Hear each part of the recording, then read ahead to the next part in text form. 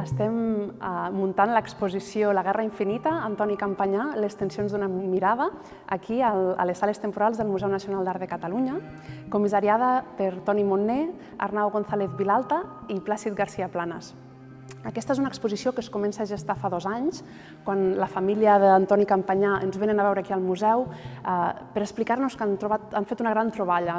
Estaven desmuntant un garatge a Sant Cugat i troben unes capses vermelles plenes de fotografia de la Guerra Civil. Unes fotografies que el seu avi, Antoni Campanyà, mai havia explicat que hagués fet. Antoni Campanyà no és un fotògraf desconegut pel museu, doncs a la col·lecció de fotografia tenim obra seva, concretament tenim una fotografia seva que és Tracció de sang, que és del 1933, però d'alguna manera aquesta troballa que fan i ens venen a ensenyar aquí ens mostra una fotografia que és completament diferent del que nosaltres coneixíem.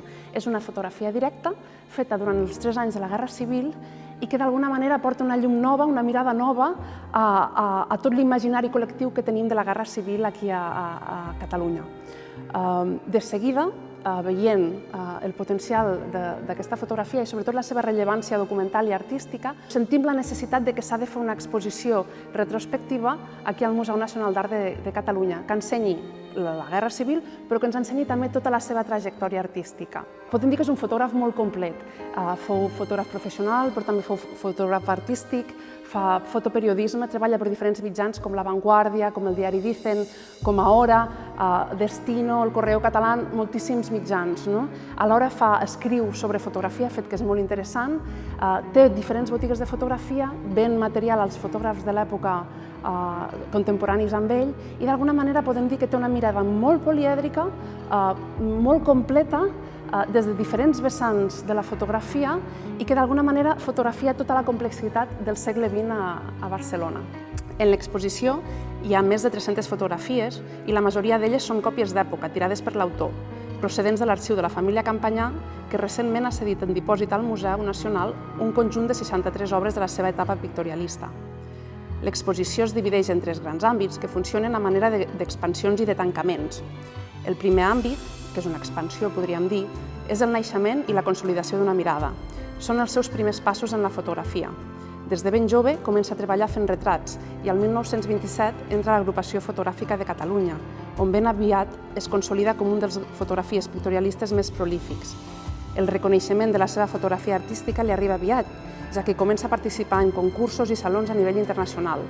Des del Japó als Estats Units, la seva obra viatja per tot el món, on és molt premiat, i és precisament aquesta part de la seva obra la que podem dir que és més coneguda i que s'exposarà més. El segon àmbit està dedicat a l'apartat de la Guerra Civil espanyola i d'alguna manera podem veure com Campanyà processa el trauma de la guerra a través de la càmera. Les seves imatges arribaran al pavelló de la República Espanyola de París el 1937 o als fotomuntatges del mític John Herzfeld. En aquest apartat descobrim un fotògraf al nivell de fotoreporters com ara Agustí Centelles o Robert Capa, però amb una mirada humanista i molt propera. Un cop acabada la guerra, tanca totes les fotografies en una capsa i no en vol tornar a parlar mai. Unes capses que quedaran tancades més de 80 anys. El tercer àmbit és un altre cop una expansió. És la postguerra, que abarca del 39 i en el cas de Campanyà fins al 89. Fotografiarà els canvis sociològics, econòmics i urbanístics i es dedicarà també a la fotografia comercial, treballant per empreses com SEAT o fent reportatges com la construcció del camp del Barça, i serà un dels grans mestres de la fotografia esportiva de la segona meitat del segle XX a Espanya. El 1952 funda, juntament amb el fotògraf Joan Andreu Puig Ferran, una empresa de postals que es convertirà en la primera en produir postals de gran consum en color. A la part final de l'exposició trobem un diàleg entre fotografies que aparentment són diferents, però que, col·locades les unes al costat de les altres, generen una mena de díptics que desborden els límits temporals i ens ajuden a pensar críticament les imatges i la complexitat d'aquestes, des d'una mirada polièdrica a diferents realitats. Una mirada on la vida i l'ésser humà estan per sobre de la temàtica del que fotografia.